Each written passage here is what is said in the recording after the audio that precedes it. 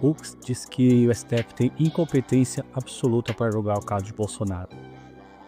Questão de coerência, porque a regra de supradireito em relação ao juiz e ao processo é que suas decisões sejam coerentes. Eu vou me manifestar, é evidente que resumidamente, sobre a primeira liminar de incompetência do Supremo Tribunal Federal e da competência do juízo de primeiro grau. Sinteticamente, o que eu vou me referir é que nós não estamos julgando pessoas com prerrogativa de foro. Estamos julgando pessoas que não têm prerrogativa de foro. E destaco que as defesas, por meio das suas petições, argumentam que o Supremo Tribunal Federal é incompetente para julgar a extração penal. O fundamento apontado é a ausência de autoridade com prerrogativa de foro entre os denunciados, consoante a regra claríssima do artigo 102, inciso 1º da Constituição da República. Compete ao Supremo Tribunal Federal, precipuamente, a guarda da Constituição, cabendo-lhe processar e julgar originariamente. Inciso 1º, a linha B. Nas infrações penais comuns, o presidente da República, o vice-presidente, os membros do Congresso Nacional, seus próprios ministros e procurador-geral da República. É sabido que o primeiro pressuposto que o juiz deve observar antes de ingressar na análise da peça inicial, da denúncia ou de uma petição inicial é verificar se ele é competente. Esse é um pressuposto para o desenvolvimento regular do processo. Somente o juízo competente pode analisar uma ação penal início litis. E aqui, senhor presidente, saltando, porque eu vou juntar o voto, saltando várias lições, cito o professor Calamandrei, que leciona que a obediência à competência estrita da Constituição é um dos pilares do Estado de Direito. Só há jurisdição quando há competência, posto ser a competência um poder e a jurisdição o componente de correlação formal do seu exercício. Assim se pronunciou também o catedrático da Universidade de Roma, o criador do direito processual contemporâneo, Giuseppe Chioveno, em obra aqui citada, quando assenta que a competência em razão da pessoa, ela se estabelece na ratio da isonomia, da igualdade de todos e também levando em consideração a função pública. Por isso, em obra aqui citada, quando assenta que a competência em razão da pessoa, ela se estabelece na ratio da isonomia, da igualdade de todos e também levando em consideração a função pública. Por isso que a competência em razão da pessoa e da função que ela exerce é uma competência absoluta, mercê de a própria Constituição estabelecer uma competência constitucional excepcionalíssima que é inderrogável pela vontade das partes. Cito o criador da Escola Processual do Direito Brasileiro, Henrico Túlio Liban, incorporando, portanto, a sua lição no próprio Brasil, destacando que a incompetência ratione personae, ela é insuperável. Trago à colação o escolho do professor José Frederico Marques e também de José Carlos da Bosa Moreira, que foi um ícone do direito processual e que era um homem respeitado no mundo inteiro, exatamente porque tinha a autoridade da sua doutrina, tinha o argumento da autoridade que se repete a Imperum, que domina os auditórios. O tema de competência originária desta corte Nos casos de prerrogativa de foro, 9h30. Repita. 9h30. modificações. Inúmeras modificações. E aqui eu cito todas as modificações que essa competência sofreu e que houve uma certa banalização dessa interpretação constitucional personalíssima.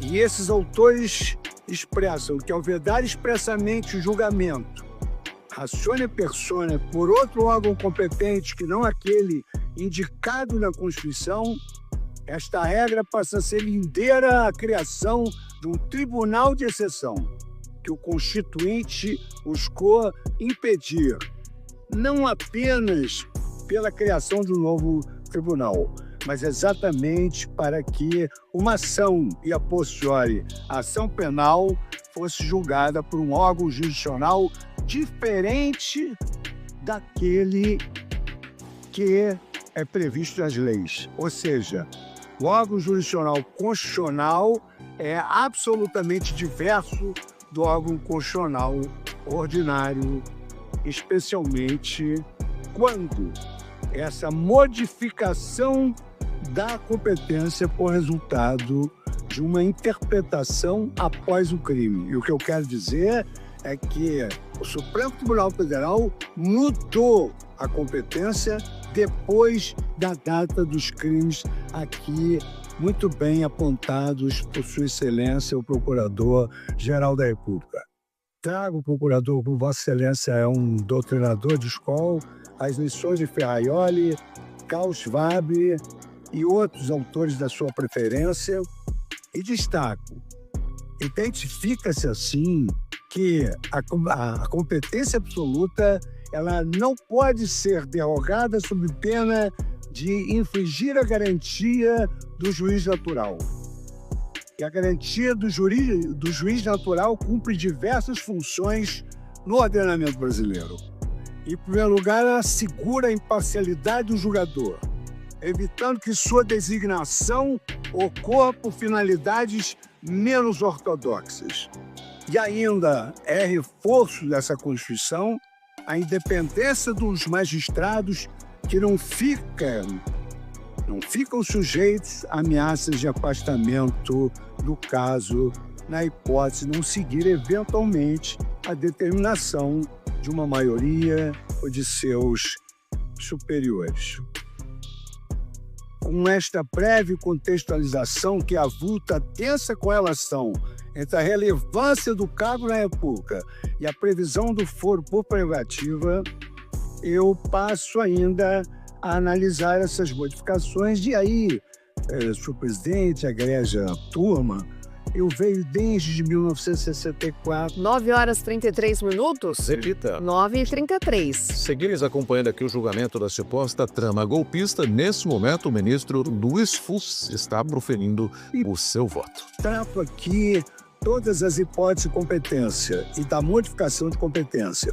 E cito a P568 da relatoria do ministro Barroso, onde ele destacou a incompetência que era ratione persona, a competência funcional que está em jogo não se prorroga, porque não é relativa, é absoluta e funcional.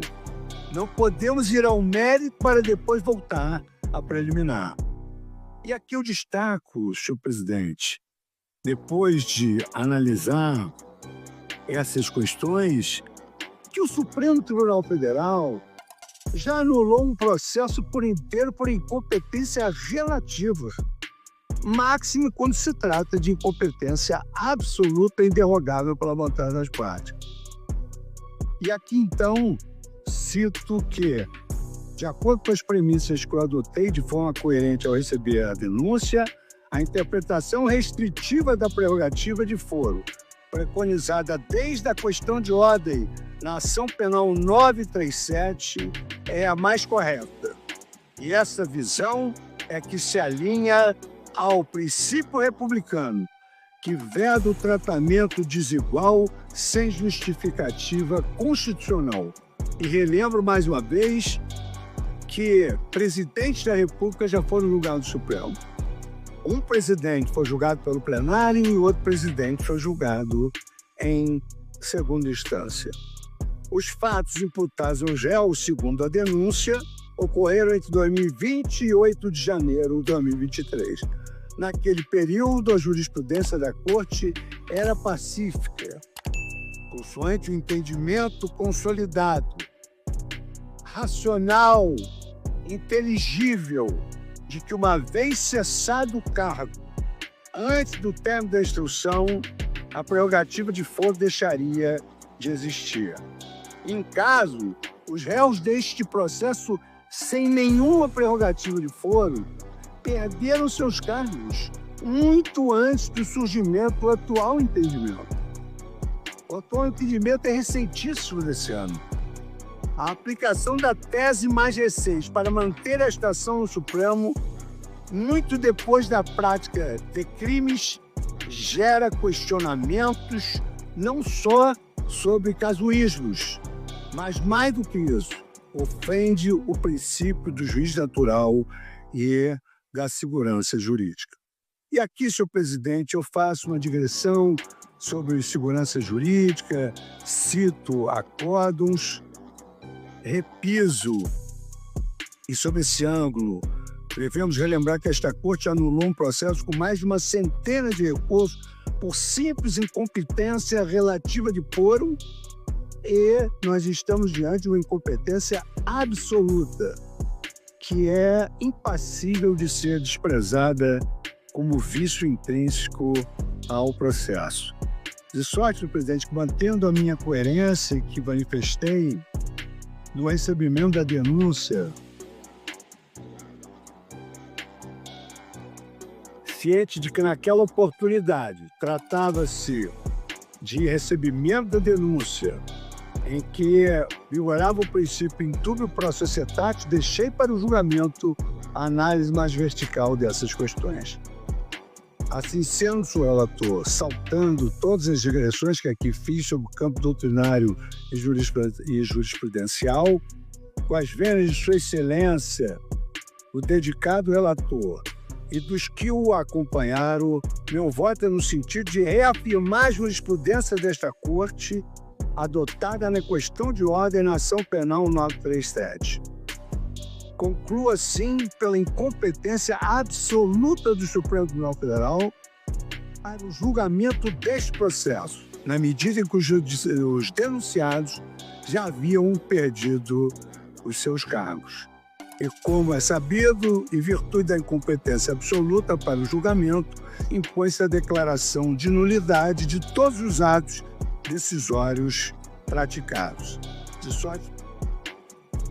E fomos surpreendidos, volta para a nulidade dos processos, hein?